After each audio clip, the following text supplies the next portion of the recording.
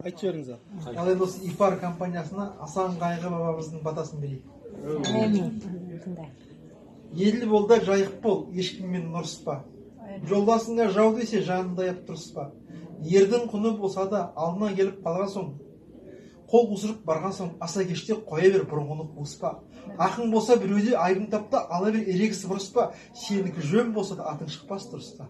Не жаман адамға енді қайтып жуыспа. Жақын көрер кісіңмен жалған айтып суыспа. Өлетұғын тай үшін, көшетұғын сай үшін, еркектерін құрысып әркеммен ұрыспа. Ашу дұшпан артынан түсіп кетсең қайтесің түбі терең қуысқа. Атадан алтау тудым деп асқынып жауап айтпаңыз. Алғаным асыл ару деп күн шығарып жатпаңыз.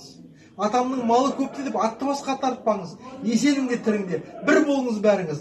Ақиретке барғанда, хақ қасында тұрғанда Қыдырдың өзі болғай жарыңыз.